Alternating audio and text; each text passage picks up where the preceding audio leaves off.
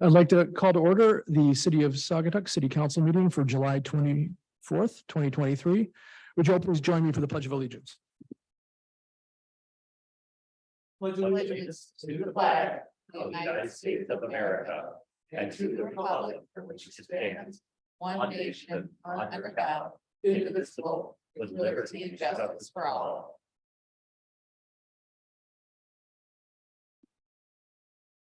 Would the clerk please call the roll? Baldwin. Here. Dean. Here. Gardner. Here. Leo. Here. Slits. Here. Muncy. Here. Stanley. Here. Thank you. Mayor's comments tonight. I'll start that both our Ryans are joining from the Zoom, so we can certainly utilize them during our discussions. They are not able to join us tonight.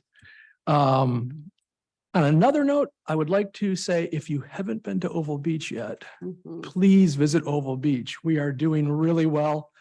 Complaints are way down now that we're more adequately staffed, according to what I've heard via Ryan and Scott Herbert. I think seems to be nodding in agreement that we're doing good there. And we're also $90,000 ahead of plan for the year. So Fantastic. so Oval Beach is doing great. On the subject of costs, though, I have been contacted by the Commercial Record based on some citizen letters that they've received. They asked me to respond, and it regards the expenditures for the 4th of July. So I'll share with you what I shared with the Commercial Record on Friday. The City of Saugatuck's Independence Day event was the biggest and best celebration of American democracy that our small town has seen in many years.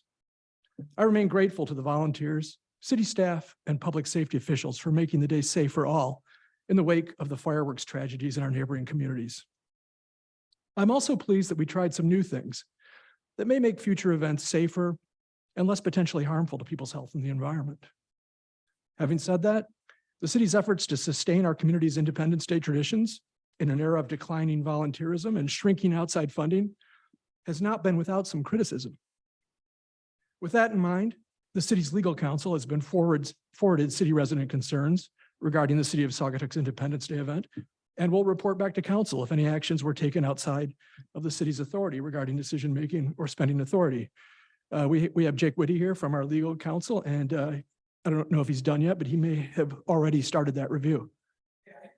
Oh, okay, go ahead. Yeah. He's ready. Preliminary findings so far. So we're still in the process of reviewing the meeting minutes, the videos, the vendor contracts, in addition to the procedural requirements that are set forth in the purchase and contract provisions of the city charter. But we haven't yet put pen to paper. So there's a decent amount of stuff to work through, given the timing of the request. So I apologize that we don't have anything formal to present yet. But based on what we've observed so far, overall, there was a full disclosure to the council of the vendors that were going to be used, of the costs that were going to be incurred. And I understand that, multiple bids were solicited where practicable. And so our initial impression is that at a minimum, there was substantial compliance with the requirements of the city charter, and we haven't encountered any red flags yet. All right. Thanks for that. And just to conclude my comments, although as mayor, I regret that we must spend additional taxpayer funds with our legal counsel to respond to these questions, I believe it is necessary to defend the city's hosting of the celebration of our national holiday and to maintain the public's trust in their local government. So with that, that will conclude my mayoral comments for this evening. And I will turn it over to our city manager who's on the Zoom. Ryan, do you have any comments to offer? Mr. Mayor and Council, can you hear me? Yes. We can. Okay, great. So my reports is on page 7. I'm sorry I can't be with you all. I have a little bit of a medical issue going on right now. Full disclosure, I have pink eye. I think I got it from my daughter, but who knows? I look like Quasimodo right now. That's why my camera's off. So I did offer my seat up to Scott Herbert. I'm surprised he's not sitting up there. So again, my report's on page 7. I do want to mention that I am super proud of our Department of Public Works and our Oval Beach staff, as well as our City Hall staff. But more specifically, our Department of Public Works. It's been a very busy summer. knock on wood, I have received about 0 complaints about restrooms, trash, 0 complaints about Oval Beach operations. And that's a pretty strong testament to Scott Herbert running a great team and a testament to his leadership. So I do want to give a shout out to he and his group, and also Sarah Williams in our city hall. She's been helping out with the Oval Beach operations, and she's been doing a great job. So lots of things are going great in the city of Saugatuck. We should applaud that. Thank you. Thank you very much, Ryan. We're now at item 6, agenda changes. I would like to start off by offering Dean Campica, our county commissioner, a guest speaker role. Do I have a second? Yes, second on that one. Second, Lewis. The motion. Yeah, I Well, move needs to, yeah, Okay, I go move to add Dean Cappinga as a guest speaker. Second. I'll give a second to Gardner. All in favor, please say yes. Yes. Yes, Dean's added. Any other agenda changes? Yes, Mr. Mayor, as we discussed earlier today, I'd like to add an agenda item for council discussion of the July 4th expenditure revenue process. Motion Gardner, do we have a second? I'll second. Second, Muncy. Any discussion on this? I have a question. Yeah, go ahead. So what are you asking to add specifically, Russ, given that we already have a review with legal? What are you looking? Council discussion regarding the July 4th process, events and expenses and revenue. Do revenues and expenses are out there for everyone to see, everyone's seeing it. Do you have any questions about that? Let's talk about it. And well, so I mean, I'm just, revenues and expenses are out for everyone to see. I haven't, Motion heard- on the table. Councilmember Baldwin. this is discussion part, right? This is discussion with the I motion. have some questions regarding the process. Is there any specific allegation that any I anything in the have some- charter is violated? I have some questions regarding the process, Councilmember. Could you Baldwin. answer my question? I have some questions regarding the process. What specifically in the charter was violated, would you allege? Let's call the question, please. All in favor, please say yes. Yes. Yes. Motion, who was the second? Gardner. Second was Muncy. Gardner made the motion, second from Muncy. So all in favor, please say yes. Yes. Yes. All opposed? No. No. Motion fails. Any other additions to the agenda? With that, we are at number 7, our guest speaker. Dean, please approach the podium. Hello. Hope you all are well. I just start out with, you mentioned just safety, and this past meeting, we just voted for more body cameras. And so you understand that, like we voted for, we now have 85 body cameras for the officers, and know that that's a dual camera. So like the sergeant on duty could take the officer from stopping somebody in the city and go, are they handling this right? Are they talking to the person as they should? Is there some question on it? So he could do it as a training aid, which they're doing, and going, wait a minute, I listened to you. You talked like this, or you responded like this. They can do all that, critiquing as they do it. So we have 85, so all the officers have them. And now we just spent another 30,000 this past month in having our Marine officers have them, corrections officer have them, reserves have them. So it's just a huge safety deal, and it's safe for the officer. Somebody can't just blame you and say, you did this. Let's look at the camera. Let's see what was said. So it's looking at, as far as a photo of it, but also it's taking, what you said, the words that you said, how you said it, and what's been said to you. So it's just a real positive thing. Also, just know that we're dealing with the Calkins Dam yet. We have 13 dams they're threatening to take out. So everybody along Lake Elgin, you can imagine all the houses there are just going, what happens if this becomes a stream? Look at the money that I'd lose. So we're trying to fight that fight with them. We made a resolution this past meeting just to ask consumers to meet with all of us, the property owners along it. They're just asking for it. Tell us why. What can we do? They're even willing to put in money toward it, so that's fairly interesting. Also, just know that we're still moving ahead with the courthouse. That's a $10 million project. We're at our design plans. We hope for construction documents in September. So that's moving along well. Also know that I think everyone's probably looked at the Holtec. They bought out, the Palisades nuclear plant about 2 years ago. It's still, there's about 200 people that they employ, but now the legislation has just put in $150 million for it. And they're waiting for the governor to sign it. So really hope that happens. And just so you can, look at that picture, it means about 700 employees. Probably about 150 of them work in Elgin. probably on the west side here is where they usually live. So we're just looking to see if that gets signed. I think it'd be a real positive thing if it happens. Then just lastly, I've mentioned to you water before, as far as we're trying to make a whole, we've had people come in to say, this is what the aquifer has. And we're hoping to have a design, because we put in test wells around the main sites in Allegan. And now we have a well driller that's on our committee, and he said, wait a minute, we need some money set aside just for the people who can't get water. The people who have, are struggling with that, they don't have the money to replace, they can't even get water, they have to, buy water to bring it in. So we've set aside about $700,000 to look at a design to set up something for the people. What the well drills are telling us in this area, you simply can't get it. I know there's a spot down Blue Star close to 89, that whole area there, it's really deep there. They have a hard time getting it, but we're looking at something towards that. And just to think of, I think we're the only county in the state of Michigan that actually hired a company to set up a program as far as systematically, what can we do to preserve the aquifer that we have? So I think it's a real positive thing, and the money we're putting into it is very worthwhile. Scott, thanks for letting me speak. Anytime, Dean. Have a good meeting. Thank you So thank you much. Any last minute questions for Dean? How are we doing as far as the sheriff's department recruiting numbers in Allegan County? It's been tough. So imagine, so I was with the sheriff's department for 30 years. Yeah. Now they're paying somebody to go to school. They're paying them a wage as they go to school, and that's the incentive. Good. So actually, we don't have an issue right now. You see that's an issue all around the state. People sometimes aren't going to the field, but everything that's been said about cops are bad, cops are this, or cops are that, and they aren't that. And did I read that Fenville is now with the sheriff's department? It's tremendous. So Yeah. they've Oh, wow. hired the sheriff's department to take care of them like you have, and they've had a school officer. So that whole school system thing is really going through. I know you have somebody in Douglas, right? And now Hamilton has a full-time officer from this past year, and look, is gonna have an officer, Martin's gonna have an officer. There's an officer down on that Seagull, and I believe in the next 2 years, you have all the schools that have it, something you have to. No. And now, I think you just saw the legislation that came through this past month for that. So this is Yeah. it's an important thing. So I'm thrilled about. Well, they hired 2 people. Yeah. That's great. Yeah, no, thanks. And, Good. per my email a few months ago, Sagatuck would love to be part of that conversation. If there's a way we can help the county and the school district and the sheriff's department find a way to explore a resource officer, if we can play a part in that, we'd be interested in talking. Yeah. Yeah. Thanks, Dean. Thank you.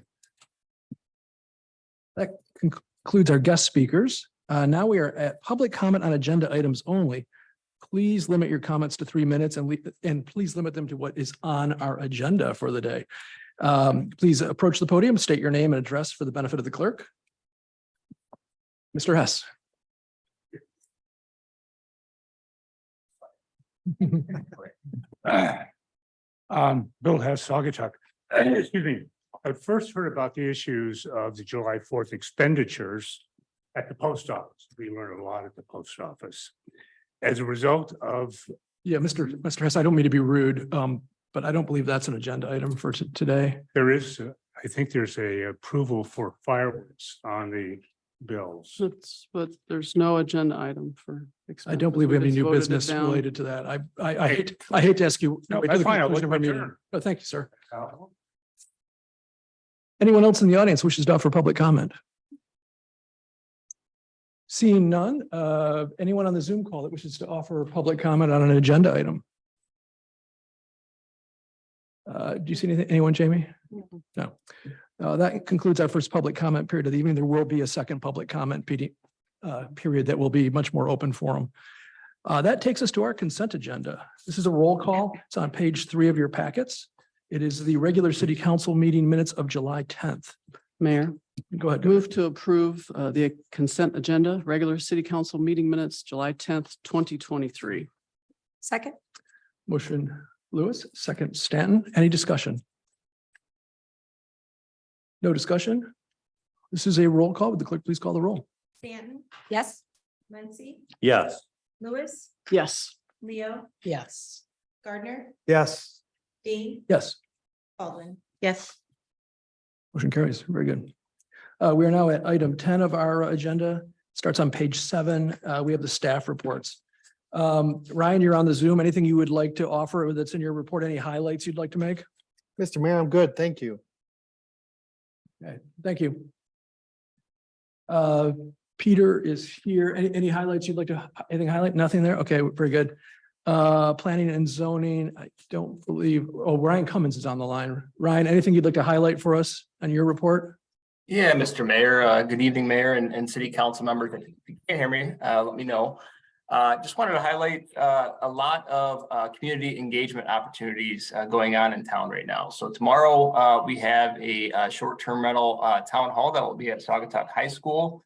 It's going to kick off at 6:30 until about 7:15. We're going to have kind of an open house style, where we're going to have some different boards set up. Our consultants from McKenna Associates and the short-term rental task force members are going to kind of be there to answer questions, hear feedback from folks. Folks will be able to kind of put their comments on kind of some different sticky notes and answer some questions that we have for them on the boards.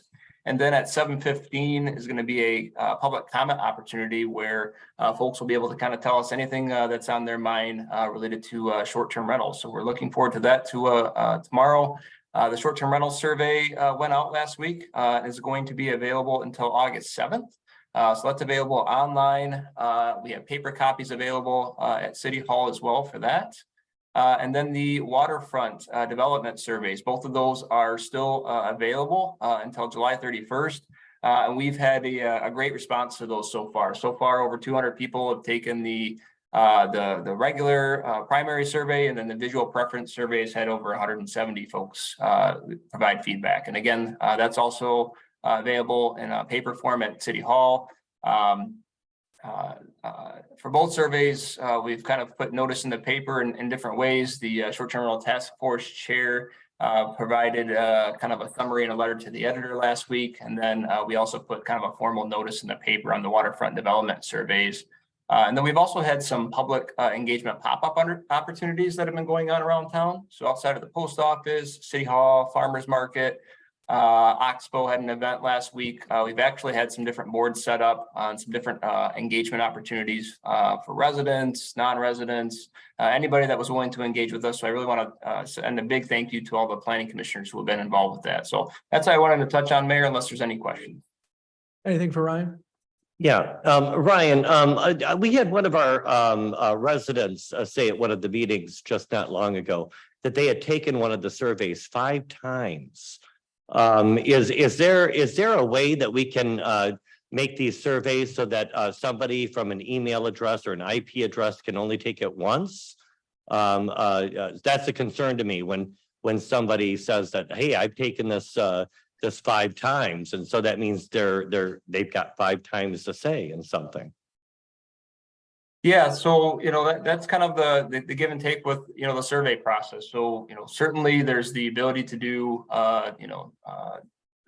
statistically significant surveys, but those cost substantially more to do. So like any survey that we put out with the city, we're kind of limited to folks having some honesty. We do have the ability, our consultants do at least, that are performing these surveys to take a look at IP addresses and see if there's folks that are submitting multiple surveys from various IP addresses. And I think the public engagement processes that we have are really a collective, right? It's not just the survey. We're kind of taking the public feedback that we're hearing in person, the feedback that we're receiving at town halls, and the surveys, and collectively we kind of have to evaluate all of that collectively. So there's methodology to collect email addresses or names, but even with that, I'm not saying. So, of course, there's always going to be variables. I just want to make sure that, when it comes to that, I know that I've taken surveys in the past from different companies where you can only take it once. And then if you try to attempt to take it a second time, it says, hey, you've already taken the survey. So I'm just wondering if this is set up that way. Obviously, it is not. And so I have questions about the process then. Yeah, our consulting firm has a way to verify IP addresses, but as you know, there might be 2 or 3 people living in a household. Sure. So that's going to happen on occasion. If anything looks out of the ordinary, they are keeping track of that. Our consulting firm is taking care of that and keeping track of that without going to the very highest level of surveys that are a lot more expensive. But like Ryan said, we're taking a look at all of the different ways of communicating with people by doing the in-person in-person open house tomorrow, Mhm. the survey. I And then understand. we've met twice a month and everybody's had an opportunity to talk about it. So I think we have a really good gauge on Thank you, how Laura. people are feeling You, about you those can't, things. you can't argue with why I questioned that statement. Right, but our Yeah. consulting firm knows they can look at the Okay, IP thank you for addresses. clarifying that. Yep. Go ahead, Russ. Yeah, thanks, Mayor. I would just, Ryan, if you could ask Mr. Jurassic what security is in place on the survey in order to try to control the amount of times that a single IP address could enter a survey. And I think in Councilmember Stanton's point, that was with McKenna. This is with a different consulting firm, so a completely different process.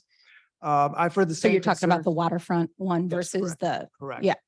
I've heard the same comments that Councilmember Muncy has heard from different people that have experience with doing online surveys, have given me some good feedback. So I think post-survey, we should probably take a few minutes and kind of discuss how we can make these better in the future. But that's the same concern I've heard from several people with experience with these. I just may, if Yeah, I of may, course. talk about making them better. I just want to give a shout out to Ryan and Lauren. I thought this survey for the short-term rental was excellent. It was short, it was concise. I thought it was just very well designed and not too long. And I think anytime you're in the world of statistics, obviously, all variables come into play. Whether someone's on a mobile phone Well, of or they're course. sitting at home, et Of cetera, et cetera. And you have to take these things with a grain of salt unless you have, spent $40,000 with U of M to, Well, you but that's good to know that they're on top of that. Thank you. Mhm. Well, it's yeah. part of the process. They would have to adjust accordingly. Yeah. So. And I think really the litmus test on the outcomes of these discussions with the public will be decided at the ballot box in Saugatuck in November. So frankly, I think unless you don't trust our elections, I think you'll get a good read. I think it's gonna be the number one issue of the Yep. campaign. Sure. Anything else? That it will. Anything else No. for Ryan? Thanks, RC. Thank you, guys. Great, thank you, Ryan. That takes us to 4, Department of Public Works. Superintendent, yeah, please come forward. Yes, absolutely. You could sit up here with us if you want. Oh, and you got shorts on too. Council, I have shorts on. and no, lighted up Councilmember the big Gardner's table. got the shorts on, so it's completely acceptable. Yeah, hide behind my podium. No, good evening, everybody. I just wanted to, in addition to my report, I just wanted to bring light to one thing, which was that I think it was about a week and a half ago, I got a call from one of the Allegan County Sheriff's deputies that there was another car accident at Blue Star Highway and North Street. And prior to that accident, there was another accident that resulted in a fatality.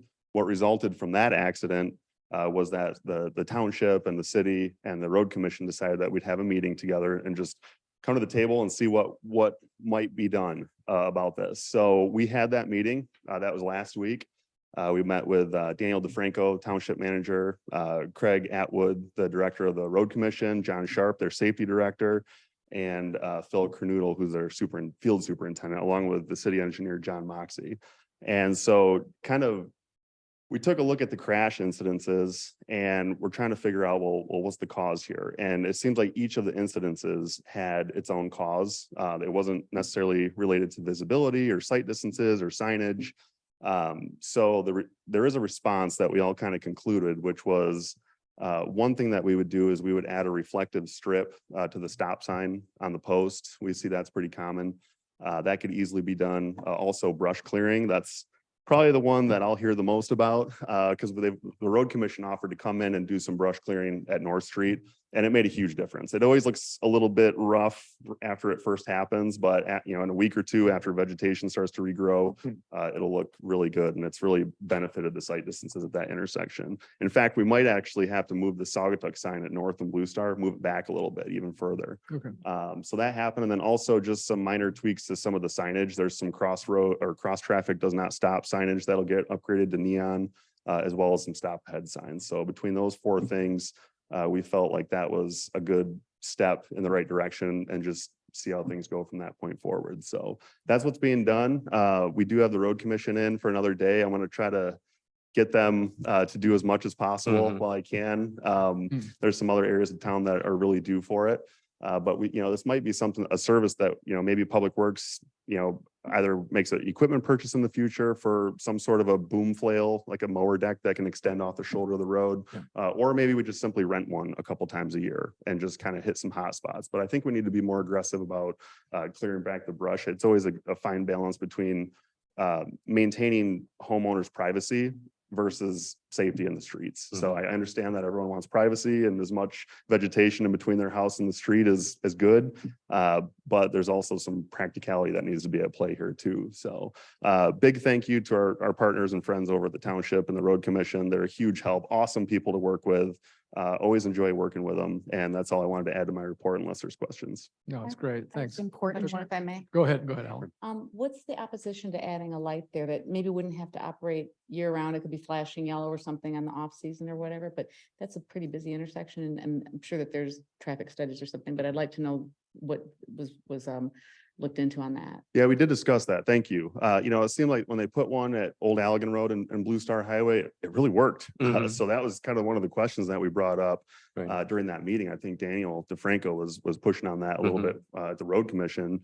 And really the road commission's response, which and our city engineer tends to agree with, and I tend to agree with it as well, is that when you look at the cause of those accidents, the signage wasn't the cause. Like this last accident that took out the stop sign, it was a northbound vehicle turning left onto North Street westbound. And Blue Star is super busy this year, I think because of the construction on the highway and at the exit.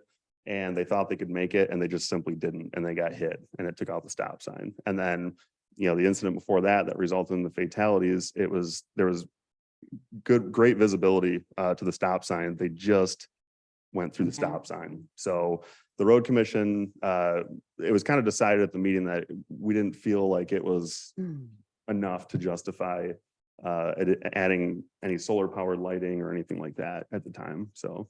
Thank you. Anything else? Go ahead. Yeah, thanks, Mr. Mayor. I think that the county was doing some strategic clearing today, because when I was riding my bike through there's all kinds of new cuttings that went on. So I think there's probably some effort going on there too. It's just from a jurisdictional standpoint, that corner of North and Blue Star, correct me if I'm wrong, the southwest corner is in the city, correct? Correct. Yes. So if you didn't know that corner of, not all of Maple Street is in the township. That corner was annexed by the city a number of years ago. So we have some responsibility for that corner, because a lot of people will tell you that it's all township, but we have some jurisdiction there. So appreciate you being involved with county and with the township to try to address those issues. So. Yeah, great. Anything else for Scott? Yeah, on top of everything that you do, thank you for taking the time to think about these safety features. I know we've talked about a blinking stoplight there in the past, and I think that would be an improvement. What we can do, I think, is the best, like the reflective tape and everything else. Thank you for those efforts. You're very welcome. Thank you, Scott. Thanks, Scott. That takes us to a report from the Sheriff's Department. I don't believe we have anybody on the line from the Sheriff's Department. I'll wait in here. I don't recognize any. No. Okay. And I don't believe Mr. Moxie is on. Engineer. No. All right, next page. We are at boards, commissions, and committees. We do have Mr. Fox here from the Fire District Administration Board.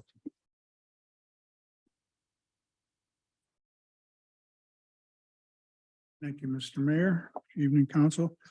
We're going to try something new tonight, a little bit different. And I apologize for you guys got all the slides in the packet, and it was really not, those were intended to be used as visual aids here. It may have given off the impression that I was going to spend an hour and a half up here talking numbers, which I am not going to do. But you'll see where it's headed. So the first slide here revisits, or the second slide, I'm sorry, Jamie. The second slide kind of leads off the fire board meetings, and you've seen this report before, the monthly incident report. Chief noted on this one at our last meeting last week that motor vehicle accidents are up 28% for this month, which is a significant number. In the normal course of our meetings, we go through a number of things, and the chief's report includes discussing this.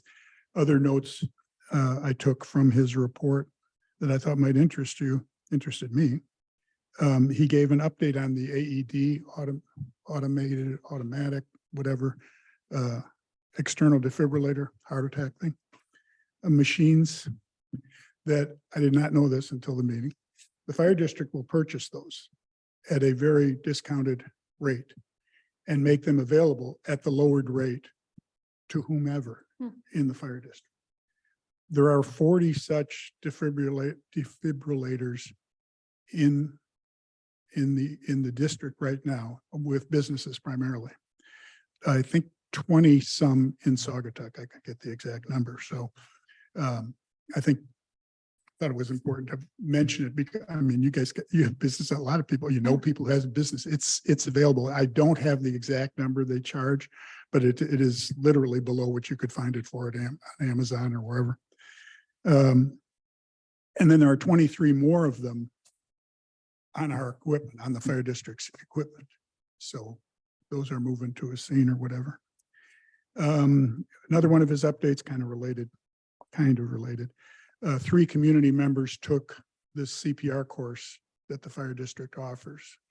EMS, we have a qualified EMS instructor for CPR.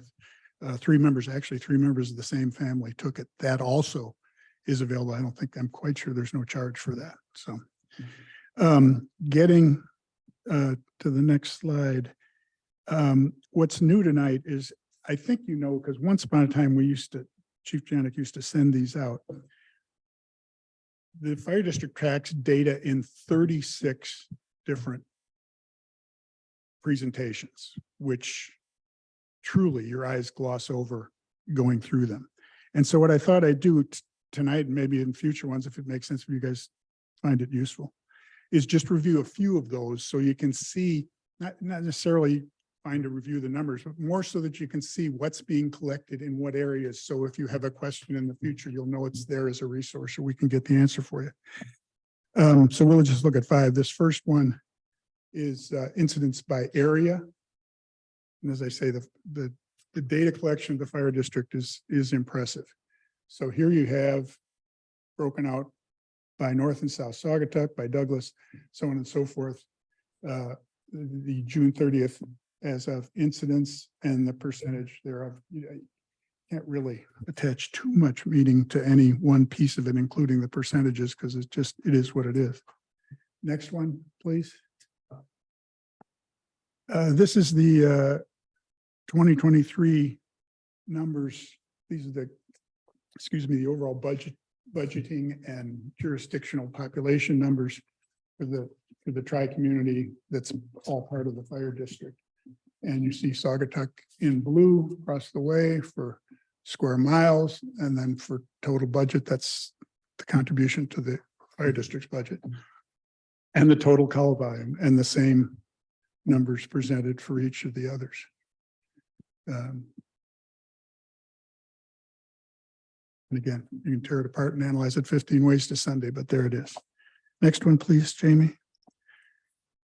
This is the last, the marine responses over that period, to give you a feeling for how often that equipment is used and what it's used for, to include training, dive training, so on and so forth, specifically boat fires, missing persons, and so on and so forth.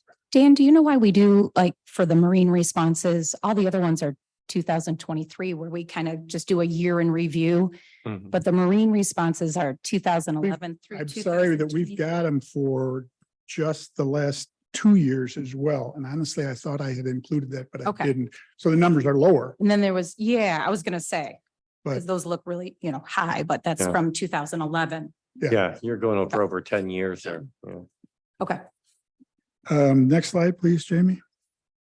Here are the 2023 so far incidents by type that NFIRS is a national agreed upon categorization of the types of calls. And you can see here up and down. And this is just the month of June? No, that is 2023 to date. To date, thank you. And you can see the one as to analyzing. The number that jumps out there is the 50, almost 58% that are medical related, so forth. Which is and falls, people falling is the number one call for service. And in that regard, next one, please, Jamie. Responding to that, both to the numbers, but also to the incidence of falls. This has been included for several months now on the fire district's website. Those red lettered items are links, so you can go direct to include even an exercise, which is actually an exercise deal that I looked at and got use out of. An exercise for people of a certain age that they should do every day that relates to balance. And I've personally seen that. So anyway, all of those things available on the fire district's website. And again, here, the next slide, please. This is the kind of information collected now and again collected, I think for the past 2 years, but this is 23 current year data for the falls that includes when they happen, where in the house they happen, the kind of falls, sort of what motivated them, all of that collected and available for analysis. Dan, Yes, if I may. Sure. Have you did any concerted effort, maybe social media or reaching out to some of our communities or housing areas that we know that older folks live or folks that have issues like this, that where you've taken these brochures? And of course, it's online, I see that, but is there any concerted effort, more of a communication effort other than just putting it online? Well, online has been the primary outreach Right. until now. I will tell you that There's a couple of housing units. I'm thinking it would be neat if you guys walked around and printed these brochures and, handed them around or. time is always an issue and money's always. Oh, an issue sure. Walking around. Well, I would volunteer to hand out brochures if you print. them. Well, I was gonna say, one of the things I'm starting to reveal, like HIPAA prohibited stuff about myself. But I had this one fall incident and I had occasion to be in a shower in a motel room, the base of which, if you could do a cross section, was shaped like this. So there's about this much in the middle that was flat. After that, everything was on an angle. And all that takes is a half a misstep and you're going. And there were no bars to grab. You were going out, you're going to hit something hard, or whatever. I went online on Amazon. You can get for $13, made certain in China, I'm sure, a grab handle that has 2 suctions, heavy duty suctions. So that as long as there's not a grout line running behind it, can put on any smooth surface, certainly on a shower surface, tile surface or whatever. It's fantastic. You leave the hotel the next morning, pop, you take it with you, stick it in your bag. So we're going to look at possibilities for that. I mean, the AEDs is an indication of investment in safety in the community. The ID signs, that the green and white address signs that you see throughout, which help the fire district find where the call's coming from when you're out on the road and you can't, you don't know. Those are provided free. All you do is ask, get your numbers put on them and they'll help you put them up, show you where they should go and so forth. So the commitment's there, just question whether time, effort, money and all the rest of it. Well, you've got an increased budget this year, so. Got increased budget, we got increased service too, service demands and $1 million fire trucks. I understand.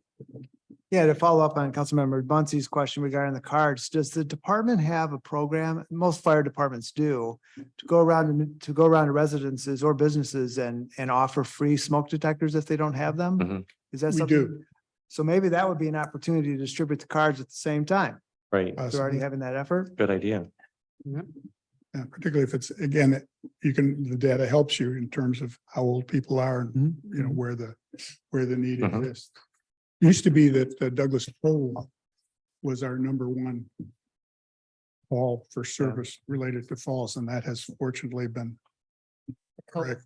Cove Bar, Pardon me? the Cove Bar. No. Oh, I was like, all right. The nursing home. Okay, thank you. Although I was gonna say. I'm sure the Cove Bar was in the running somewhere. Call there once or twice. Maybe the sandbar too, for all I know.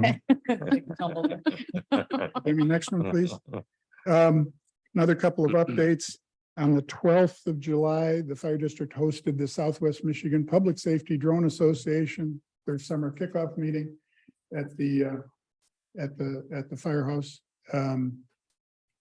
As I think you know, Saugatuck is part of a three department collaborative with Grescap and Hamilton. With one drone that travels on a trailer and so on and so forth. Next one, please.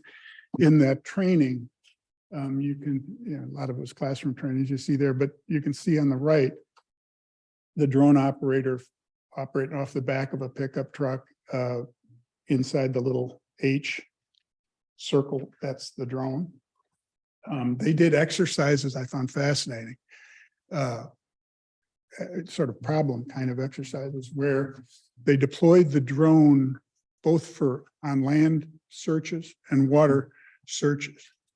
And the drone operator had to find the site, so a floating life vest or whatever, in which there was an index card with a number on it. And they had to record the number, bring the drone back, land it, and match up the number and whatever to make sure. And this was all considered to be very successful.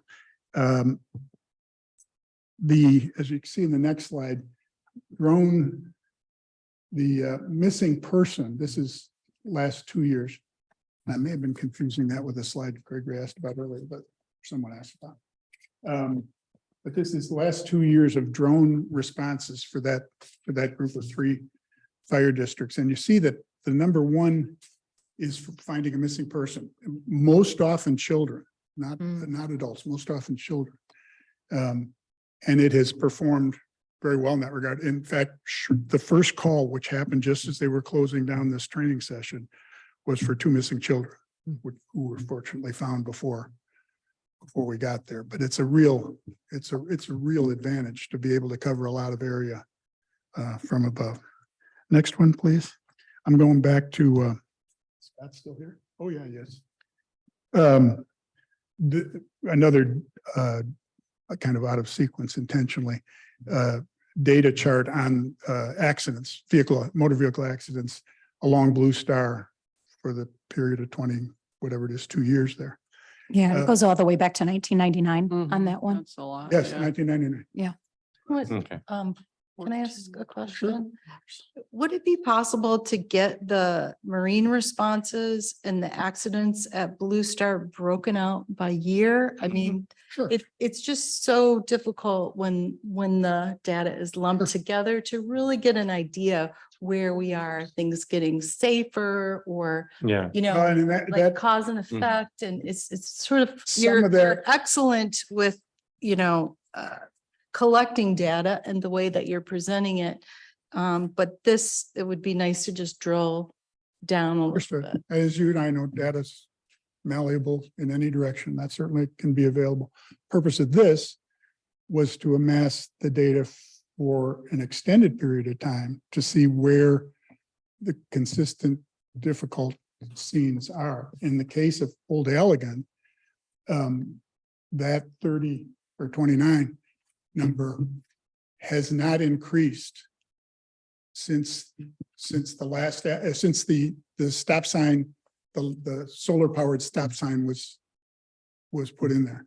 I'm kind of where maybe you and I don't agree on this, Scott, but we talked about it in the fire district meeting at some length.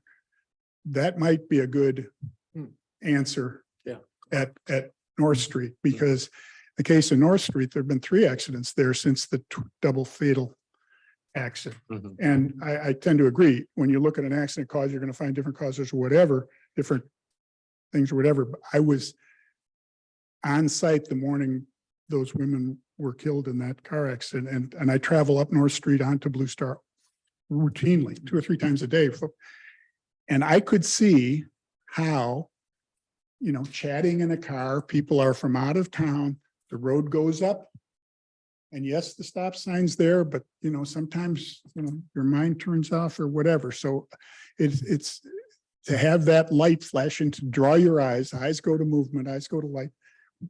If it's not, the township did it for the other one, I think. Maybe the city helped, I can't remember, but the township definitely did it on the east side of Blue Star at Old Allegan.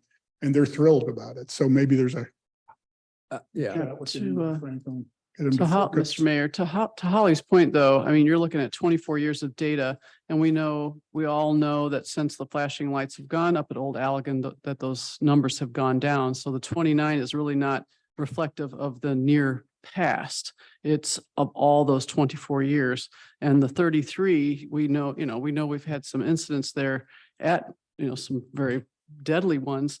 Is that 3? Has that been going up every year? That's the kind of data, as a person who used to do this for a living, this is not showing me what I need to see. So we put a corrective action into place on Old Allegan, and we know it's working, but you're not showing me the data in such a way that proves it. So I asked Old Allegan, the data is this.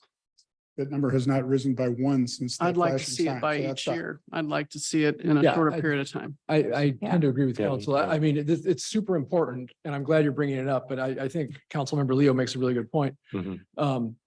I would love to see, because I've noticed the flashing sign at Old Allegan is extremely effective, at least in my eye. Yeah, same here. And so if, we've always known that's a problem area.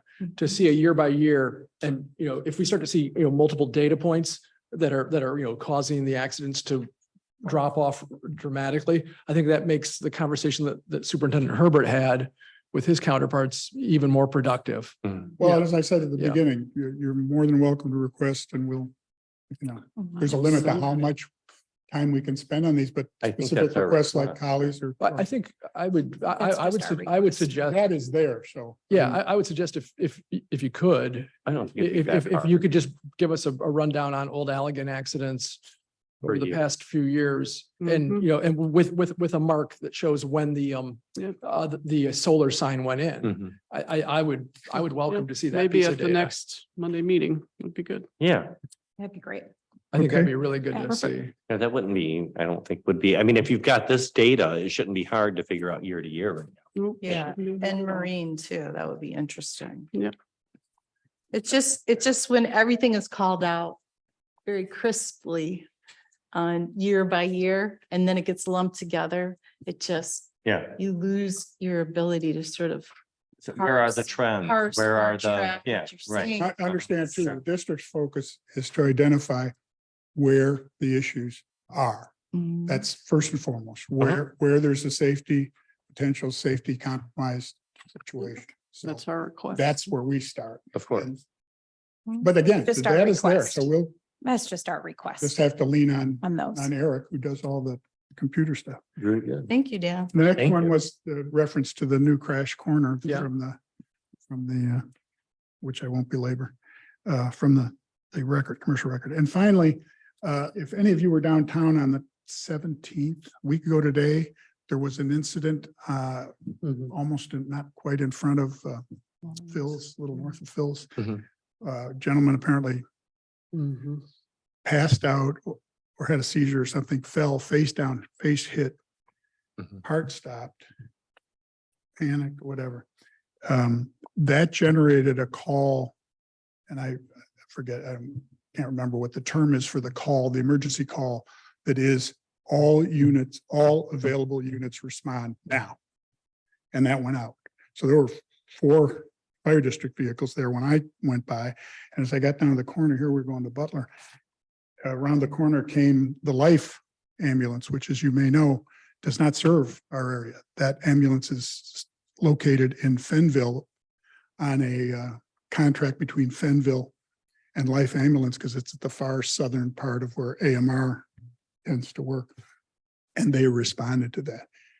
I bring all that up to just let you know that the whole discussion of advanced and basic life support, it remains an ongoing discussion, data collection, looking at contracts and potential contracts and other ways of serving the community in those 2 very important areas. So that continues, and hopefully, I don't know, I wouldn't dare promise a time, but there will be results. So. Great. Thank you. for your attention. Thanks, Dan. Any questions for Dan? No. Thank you. Very, Thank you. Thank you. very thorough. Thank you, Thank Dan. you. With that, Interurban. Gregory, anything you share on interurban? Sure. We had our meeting July 18th and we received notice about our $250,000 grant, which we talked about our last meeting. We should be receiving those funds during June 2024. Of course, depending on our environmental review status, we'll have to check out that ground and make sure there's no Indians buried under there like we had to before so that we can expand that building. And then we'll also Native Americans. Native Americans, or excuse me. We originally received 34.98 reimbursement from the state for operating assistance, and they recalculated that to a 37.78%, gave us an additional $37,000 to our budget. So we were happy to hear that. Governor Whitmer signed the new budget that includes large increases for us. And that local operating funds will be receiving a $15 million ongoing increase, along with a $45 million one-time addition. So there's lots of money out there for us, and we are so lucky to have this service that has served Saugatuck Douglas area for over 40 years. We're looking pretty good. Thanks to Phyllis Seif, our director. Got to give her a big round of applause. But want to let you know that ridership has had an increase of 30% for the month of June. And it reflects our climb back to a more normal demand, and it's 600 passengers more than our record-breaking 2019 year to date. Some great things to say about our public transportation and how lucky we are to have such a great service in our small town. Absolutely. And And it's a pleasure to serve. I'm on my 5th year now of serving on that board, and it's a pleasure to serve. We've done a lot of great things, including new buses on the route. We've added propane buses, new fuel options, as well as created the new logo that you see now, the interurban with the little slanted thing that Phyllis Seif and I worked on together. So it's always a pleasure to serve with her. Thank you, Gregory. My family used it just last week, and it was the driver was extremely courteous, very friendly, and it was actually really fun because it was fairly late at night. It was about 10:30. We were coming back from a friend's house, and it was kind of interesting to hear the pulse of Saugatuck on a Saturday night about 10:30. I would almost love to get the interurban drivers and the dispatcher in a room and just kind of say, what's the hardest part about your job? What's missing? I'm sure the board hears this all, but yeah. Leora Bennett, who has served with us, I've got to say she's been working with us for 30 years or something. She was a driver in the day, probably I'm sure longer than 30 years. But she's been driving. She's our dispatcher now. Boy, does she have the stories. She could write a book. Yeah. I can imagine. I think for Gregory. Thank you, Gregory. Thanks, Gregory. I got a note from Barry, Mark and he are out. So I don't believe, apart from what was sent, I think it was sent into staff. We don't have anything from Cal Lake today. Harbor Authority? Harbor Authority is not meeting until August. Okay. ZBA, I didn't see anybody from ZBA on. Historic District? Next meeting is August the 3rd. Okay, great. Over to Planning Commission, Russ, anything planning? Yeah, we met last Thursday. We had a site plan review for 149 Griffith, which is the old Saugatuck Fish Camp. One of the new owners, I think, came to it. Well, I don't think, I know she came to a council meeting several months ago to introduce herself. They're still in the process of concepting and doing all those fun things to open up a restaurant. The reason why they came to the Planning Commission is because they're going to replace the freezer walk-in refrigerator. So that required a site plan review, which was approved, and they didn't have a timeline in terms of when they're going to open. That was one of the very first questions that the commission asked, but sounds pretty exciting. So excited to have them in town. The other thing that we talked a lot about was and which was mentioned by Ryan Cummins. We have had some public engagement on the survey for the waterfront moratorium, and various planning commissioners have gone to the SCA, Farmers Market, have gone to the post office, have been in front of City Hall. I had the pleasure of going to Oxbow Friday night, which was very interesting. We had a lot of people come through, met a bunch of new folks. Probably the trend that I heard the most was, and this had nothing to do with the waterfront moratorium, why isn't the city more bike friendly? That was pretty interesting. I said, that's unfortunately not one of the things that we're looking at here. However, it was a comment that was made repeatedly. So I found that to be pretty interesting. And anyway, the results are coming in. There's a lot of interest. So I just want to appreciate Ryan and David Jurasik and the planning commissioners for making this a very engaged process. The public appreciates it. Thanks. And you've kind of teed up Holly in a moment, but let's go over to Lauren on short-term rental task force. Yeah, Ryan Cummins pretty much talked about everything that we have going on. Of course, the survey is out there and we would love everyone to keep taking that. If you haven't taken it yet, tell your friends, tell your neighbors to, go online or just pick a survey up at City Hall, but it's all online. If you guys want to take the survey, it doesn't take more than 5-10 minutes. The one thing that we really want to hear is the comment section, because we get so much from that. If people just go ahead and use that comment section. The open house, again, tomorrow night at the high school, 6:30 to 8:30. We would love for people to pack it and just have a nice discussion about it. It's also at a good time because a lot of times our meetings are at 3 o'clock and some people can't make that time. So it's a good time for people to come out. The other thing I want to mention, one thing that we hear a lot about is the lack of enforcement when it comes to issues with short-term rentals. If you've noticed in Ryan Cummins' report, there's a ton of enforcement that he has stepped up on. And so I just commend him for that because he's at least, showing us what kind of enforcement efforts he's putting forth as far as writing tickets or sending letters and that sort of thing. And then he's also tackling some of the short-term rentals that haven't been fire inspected or don't have certificates. So it's a big ask on him and he's tackling that. And so I just have to commend Ryan Cummins for doing such a great job. So that's all for that. Wonderful. Thank you, Lauren. That takes us to Parks and Public Works Committee. Helen? Meet tomorrow morning, 10 o'clock. Come and join us. Wonderful. And now, a more bike-friendly community. Holly, Well, I Tri-Community wanna- Non-Motorized Trail Study I want Group. to thank Russ for his comments and I also call out and I also want to mention how much I have seen you on your bike, Russ. Yeah. I have seen you on your bike Mhm, all the time. mhm. I'm working on a habit. On you're training for something? No, I'm just working on a habit. Oh, you're working on a habit. Okay, I've seen you on the Blue Star and so I'm Thank you. really happy that that is on your radar and you're hearing from people. Thank you. Our tri-community, our next meeting is going to be next month and that's sort of our all hands and what's next. So we'll be reporting back. Good. That's great. Yeah. And just as a side note, I mean, I personally think with the falling prices of electric bikes, I think they could be a game changer for the tri-community area. And I'm just really excited to see the technology advancing and more people using them. People that, thought, my days of riding a bike are behind me or, and then you combine the bridge, connecting or the path connecting our two communities and allowing it be possible for people from Saugatuck to actually go and access the beach and tackle the hill up, up and down Lake Ferry and up Perryman would be great. So I'm really excited about it. But sorry for that sidebar. Tri-Community Recycling Ad Hoc Committee, Darren, nothing. Nothing new other than our recycling household hazardous waste day, September the 26th, will also include styrofoam collection. Lovely. Thank you. That concludes boards and commissions. Item 11, we have no requests for payment. Item 12, we have approval of accounts payable. It's a roll call. And we have accounts payable in the amount of $598,000, $125.17. You'll find it on page 37. Mayor, Go ahead, Gar. move to approve accounts payable in the amount of $598,125.17. Second. Motion Lewis, second Stanton. Any discussion?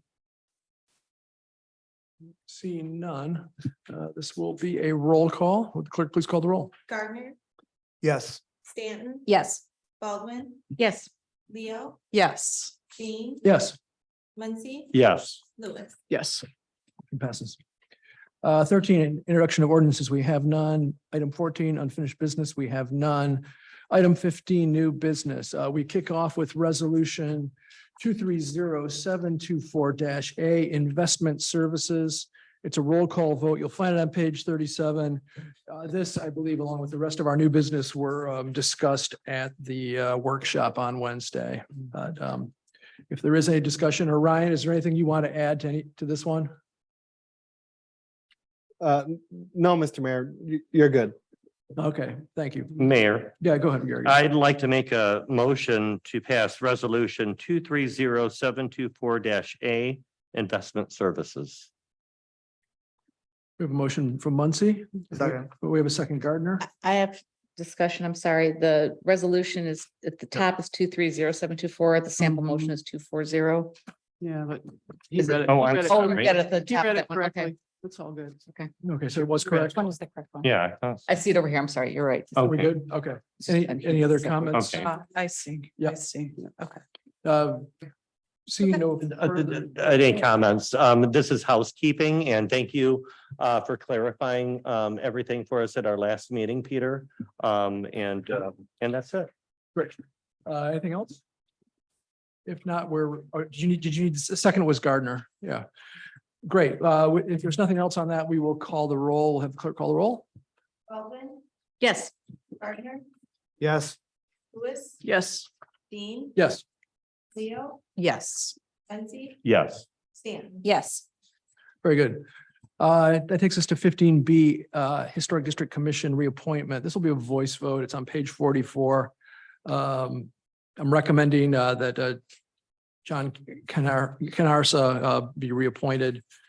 And I think that's really the only actionable part here for us. And we did discuss this on Wednesday. Mayor, Yeah, go ahead. motion to reappoint John Canarsa to the Historic District Commission with a term ending August 1st, 2026. Second.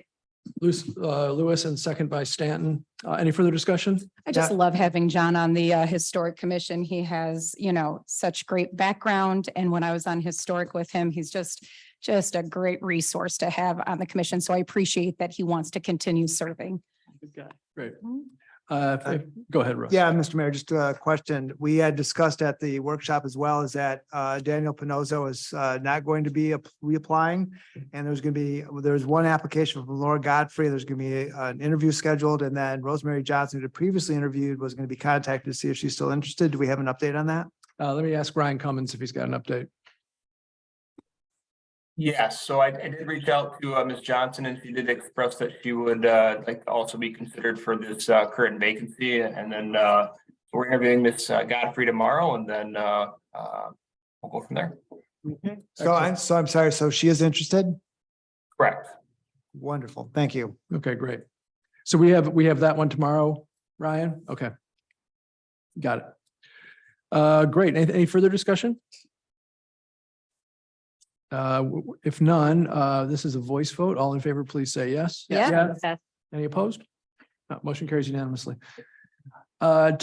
We are now at special event, Art in the Park. The voice votes on page 51. Mr. Mayor, Go ahead. motion to approve the Art in the Park Saugatuck to take place on September 16th, 2023, organized by the artist entrepreneurs. Second.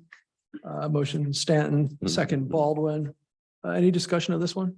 Sure. I did this event back through Sadaba with Anna Donahue, and it's been a successful event. It is a nonprofit and the West Michigan artist entrepreneurs. And it's a great event. It's gained speed every year. They're also friendly with the Saugatuck Douglas Art Club. They're sure not to step on anybody's feet around here. Anna's done a great job with it. So we're looking forward to that event. Very good. Any other comments on this? Great. This is a voice vote. All in favor, please say yes. Yes. Yes. Any opposed? None. Motion carries unanimously. We're at our second special event, Labor Day Bridge Walk, voice vote, page 58.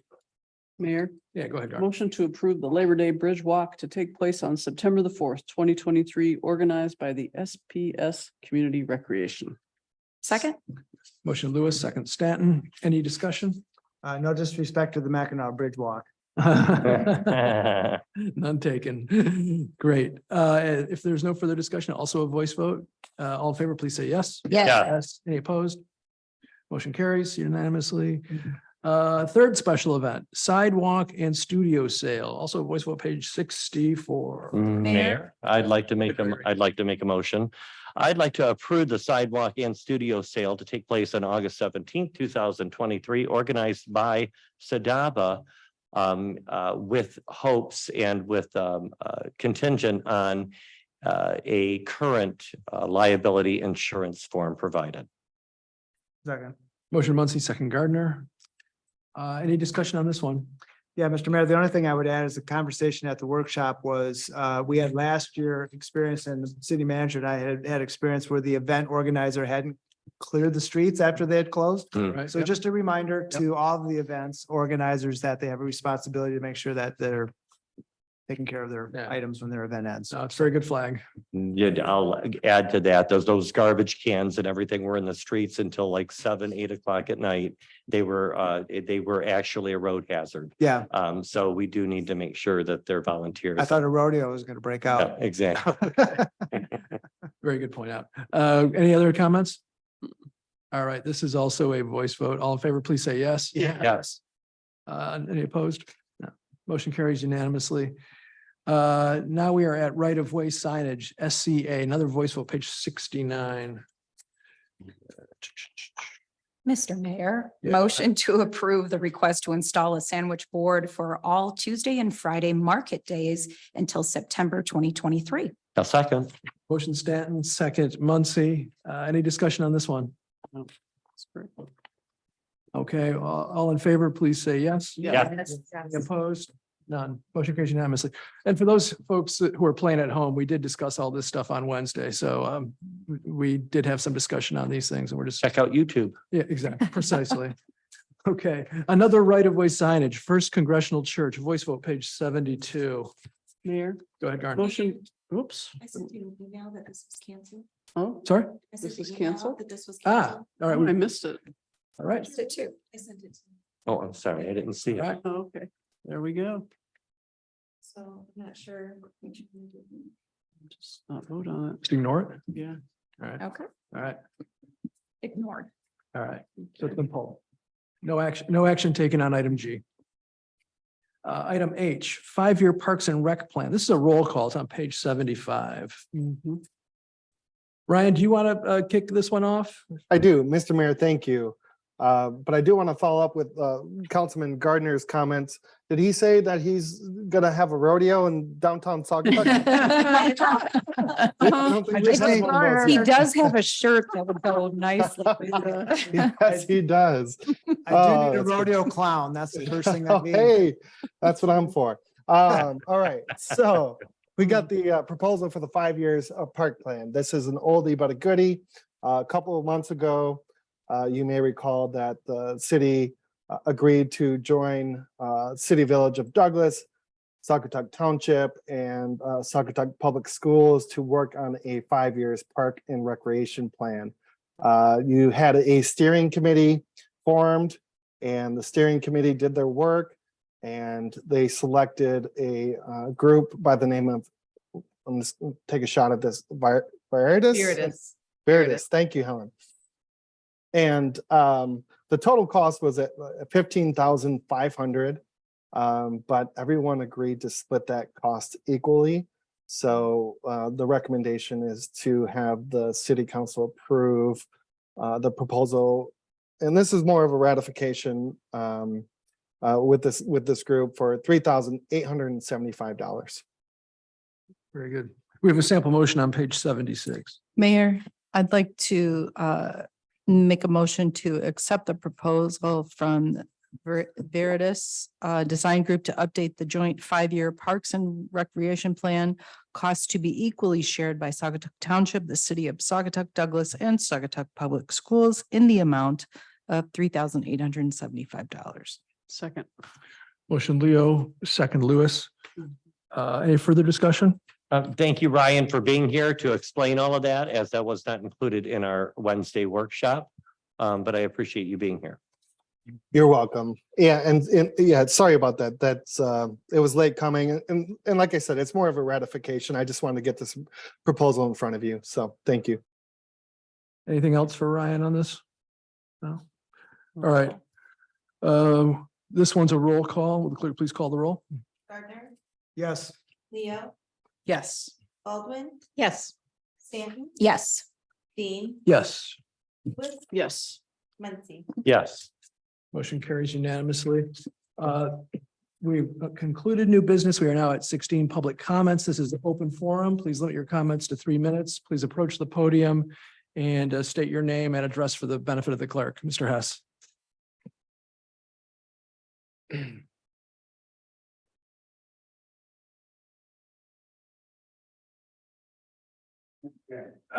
Bill Hess, Saugatuck.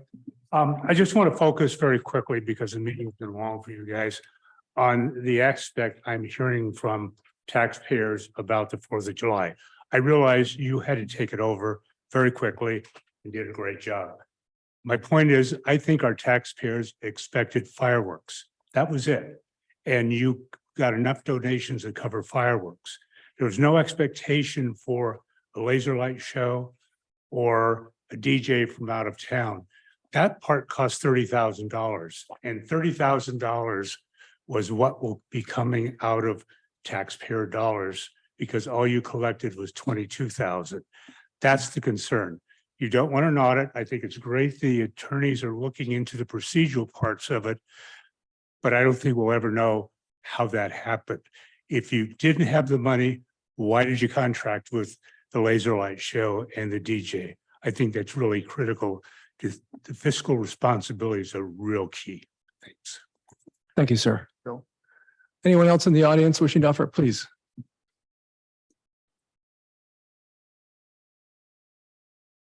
Hi, everyone. Phyllis Ife from the Interurban, Douglas, Michigan, and super excited about being awarded a grant after having it be denied last year and then getting it this year. What we want to do is add almost 50% to our, just the office portion of our building, which would add just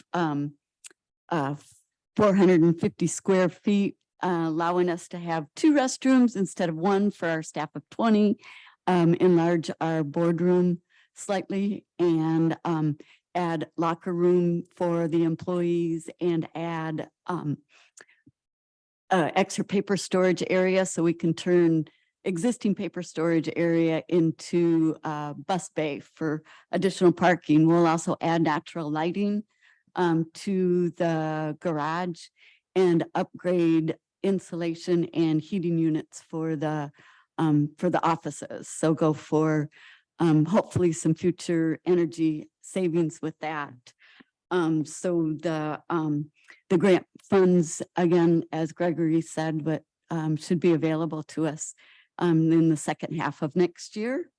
One of the other things that I've got going on is since I've been with the Interurban, we've met quarterly with the M89, M40 corridor committee. And in speaking with them, that was so many items that we would go over on our agenda and talks that I thought would be really pertinent for a Blue Star corridor also. So in talking with Dave B. from West Michigan Planning Agency, they've agreed to have a subcommittee of Blue Star corridor on there. So I've reached out invitations to Ryan Heiss, to the Saugatuck Township Manager, Daniel DeFranco, and then also to the Douglas City Manager. So we're looking at adding that bit of comprehensive and coverage, or able to be have discussions with MDOT, with other cities that are doing things in their town that might be similar to what we have for Blue Star. So it's a pleasure to serve this community in my role as the director at the Interurban. I love every minute of it. Thanks. Thank you, Phyllis. Thanks, Phyllis. Thank you. We love you.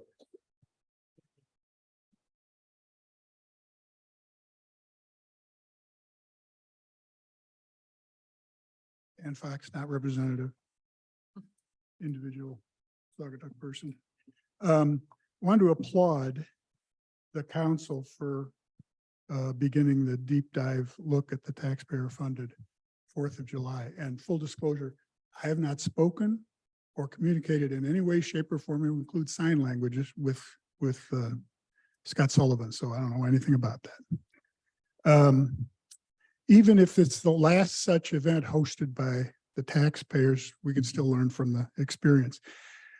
Some info released recently raises a couple of questions. I'd like to focus on only just two of the 4 total revenue sources shown in the preliminary accounting. First one, $300 donated by Frank Walsh, the head hunter who has performed services for the city and been compensated. Second, $2,000 donated by the Fahey Law Firm, the city's exclusive law firm. Both these vendors have received significant revenue from city taxpayers' coffers. $500,000 in the case of the law firm. I don't have a number for Frank Walsh. So the questions. We were told no city businesses would donate to the fireworks. I'm curious if we're going to look, which city businesses were contacted. I've talked to a couple who said they never got contacted. Ones you would think would have been. Beyond that, beyond these two city contractors, were other major city vendors solicited? If so, who were they? And for example, I'm curious, was Fleece and Vandenbrink, another major city supplier vendor, solicited? What about asphalt contractors? Any other suppliers? Any, who was asked? Were any, and I assume this is not the case, but the question, due diligence, bears being asked, were any quid pro quo quiet promises or commitments made to these donors? Are these donations de facto discounts to the city from an accounting standpoint? Money that went out and now comes back, shouldn't it be going back into the general fund, not being sent directly to a specific event? 40 seconds left. I'm moving along. I think, and you guys have said it more than once, more transparency is always best in government. Sunshine's the best disinfectant. Again, I applaud the city council's effort to provide just that. Thank you. Thank you, Dan. Thanks, Dan. Anyone else in the audience? I don't see any takers in the audience. With that, I will open it up to participants on the Zoom. Anyone in the Zoom call that would wish to offer public comment? I don't see any hands raised. Do you, Jamie? Okay. All right, with that, we will conclude public comment. Item 17, we have correspondence from Bob Janetsky. That takes us to item 18, council comments. Garn, do you mind if I start with you tonight? Yeah, that's fine. Actually, a bit of good news. For those of you who know Marcia Casper, who was a longstanding member of our planning commission, she received a new kidney today and the surgery went very well. She had her last dialysis, I think it was Friday or Saturday, and she looks wonderful. So if you get a chance to shoot Marcia and or Glenna a note, I know that they would really appreciate it. This is life-changing for her. And her sister was her donor, which is really pretty cool. This weekend's Venetian. Helen and I and Lauren are up to our eyebrows in Venetian stuff. So we've already sold, the last I looked before I came to the meeting, we'd sold 600 tickets online. And that was up, it's just really moving fast now. So our goal of trying to get as many tickets sold in advance to kind of avoid those long lines that we had last year. So far, so good. Tell them about Wednesday, Music in the Park. Oh, yeah, you do that. I'll let it, you can follow it up.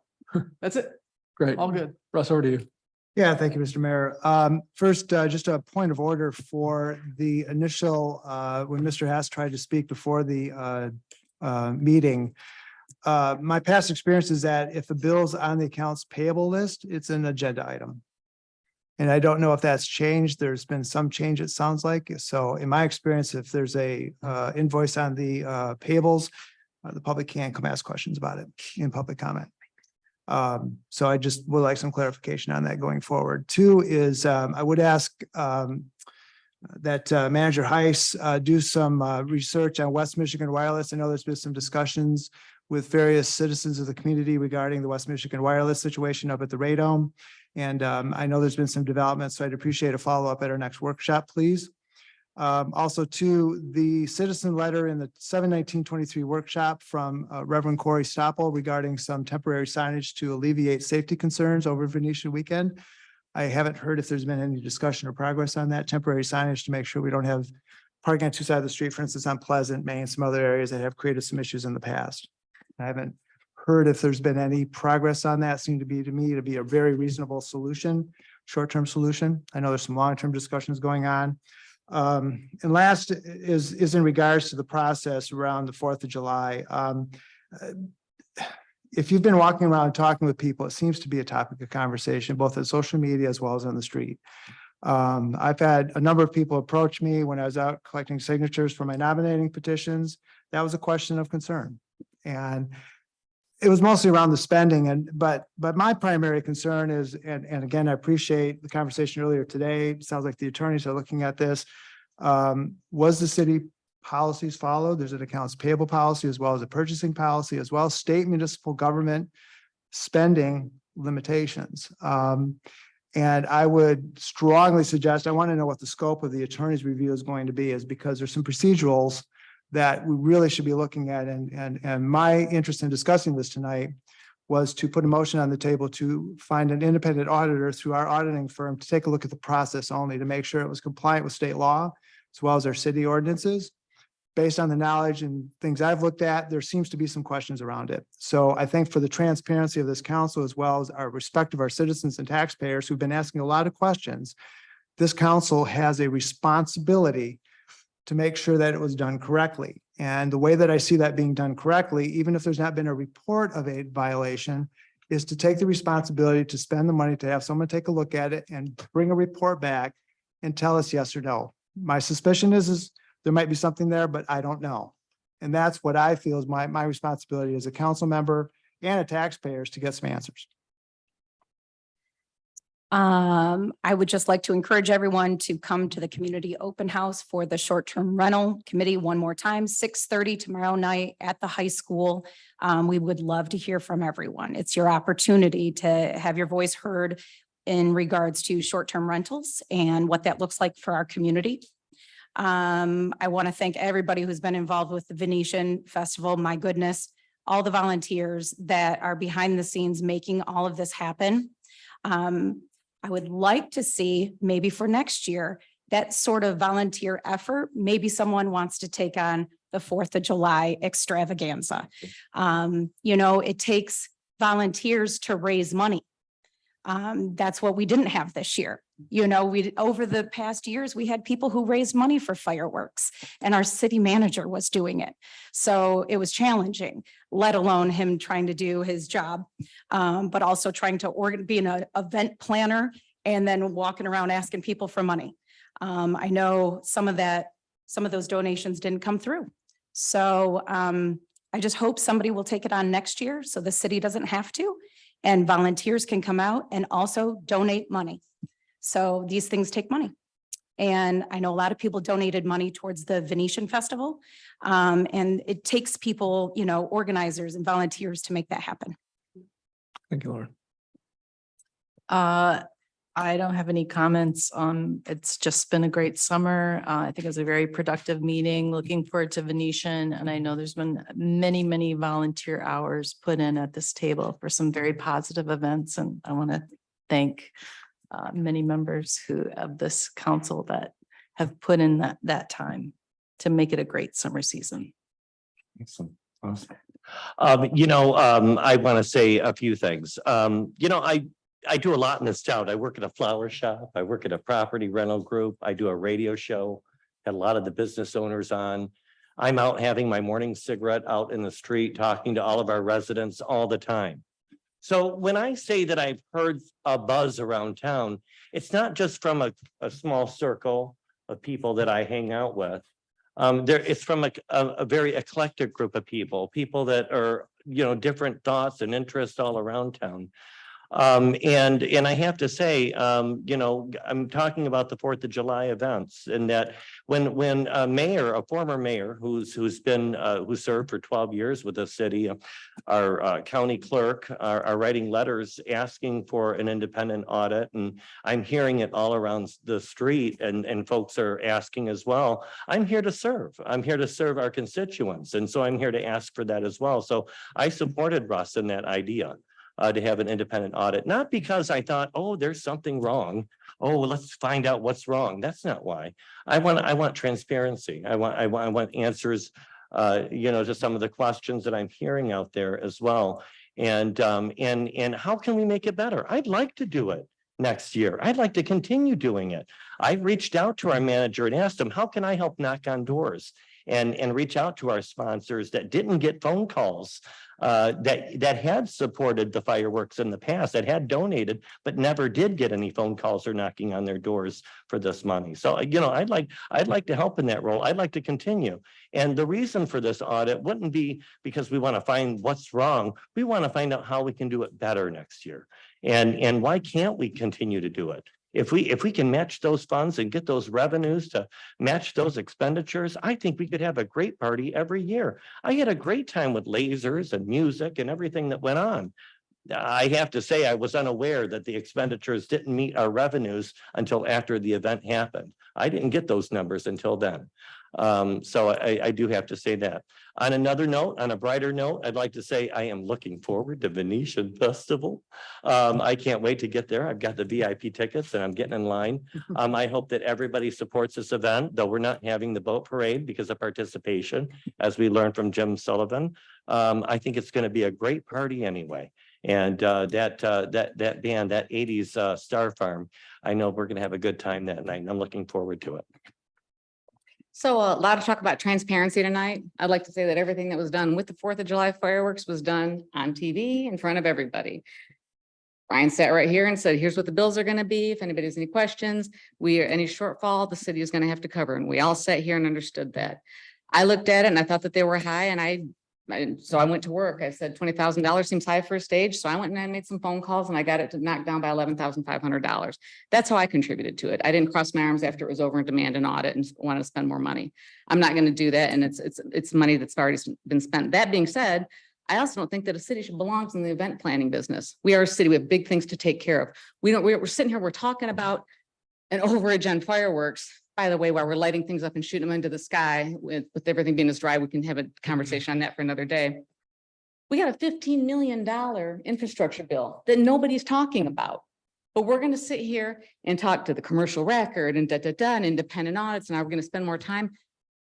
Let's move forward with productive conversations about how we're going to take care of some real problems that we've got. And let's get out of the party planning business. It's not really serving us. That being said, I did plan a big party this weekend, Venetian, and it's me and a scrappy group of about eight people that have come together to really make this happen, plus all the volunteers that we've solicited for the night. There's only really about 8 of us that have put this thing together. And right, wrong, or indifferent, it's going down Friday night. So come and join us. We're going to sell tickets at Music in the Park. You can get your early bird tickets for $15. If you wait until Friday, it's going to be $20. So do that. And we're also going to have some t-shirts for sale too. We're very, very cool t-shirts. So Wednesday night Music in the Park, please come and join us. Thank you very much. I will wrap it up. I was with a little bit of a public service announcement for all of you. Unfortunately, our part of beautiful West Michigan is going to be under an air quality alert tomorrow. Once again, the wildfires are bringing smoke down, so it is going to be difficult for folks that have breathing issues and the like. And that's kind of what a lot of this conversation is about. If you really take this and look at it 30,000 feet, our climate is changing. And this is going to sound like the guy that's the environmentalist, but I used to work in the oil industry too. I spent 22 years in oil and gas. So I've seen what burning our planet can do to communities. The hotter, drier weather is a direct cause of what's going on in Canada right now. Wildfires and the smoke associated with them will likely be the new normal, unfortunately. Some people don't believe that. I happen to believe in climate science, but that's for another day. But that's why it's one of the many reasons why people are turning away from fireworks. I'm really proud of this council for having a discussion where we were divided as a council on fireworks versus lasers. And we came down on a consensus view that we would try to do both and raise the funds to make it work. We came up short. We came up with a budget shortfall on the 4th of July celebration. And that's a shame. But at least we demonstrated the capability to respond to change and to try new things. The Venetian will be trying something new. There will also have a light show. There will not be fireworks at Venetian. That won't be popular with everyone. But I think what people need to ask themselves is, do they want a council that will sit together and address change and problems that come up sometimes very rapidly? And when we started this conversation as a council, it didn't look like we were going to be able to get a fireworks vendor because pyrotechnicians are retiring from the industry because of supply chains issues. Fireworks are hard to come by. And then, of course, several people around this table made a very good point that fireworks contribute to air quality issues. They are stressful to animals and people that suffer from post-traumatic stress. They're also not great for our lake. So we tried something new. Did we come up short on the fundraising? Yes, we did. But I applaud everyone in this council because since May, we've worked together as a team, and I include city staff in this to try to make it work. We worked hard. It was very much sort of last minute in terms of trying to, get the various things that we were able to do. But frankly, I think, it's something for everyone to think about, and I know change can be difficult in this town. People sometimes get uncomfortable with change. But sometimes we need to step back and try some new things. And sometimes when we try these new things, we come up short on the fundraising, but I think we've learned something. And once again, I'm very proud of the decisions that everyone in this council made. I believe all of our decisions were unanimous as we moved through this process of putting on the fireworks and light show. And I think it was a great success. And I'm hoping that people will learn from it. I'm hoping people will reflect on some of the issues we're facing. We almost lost a historic building in the dunes a few months ago due to a grass fire because of the dry conditions that we've been facing in this community. So there's a number of ways we can be safer. We tried some barriers. We spent some money on some barriers that we didn't have before. And once again, that made the event safer. And once again, that leads me back to how proud I am of this team because we pulled off a major event when there was a fatality to the north of us and a serious injury to the east of us. We pulled off a safe event. And from what I've heard, the people that I've spoken to enjoyed it. So with that, I will entertain a motion to adjourn. Move to adjourn. Second. Motion Lewis, second Leo. All in favor, please say yes. Yes. Meeting adjourned.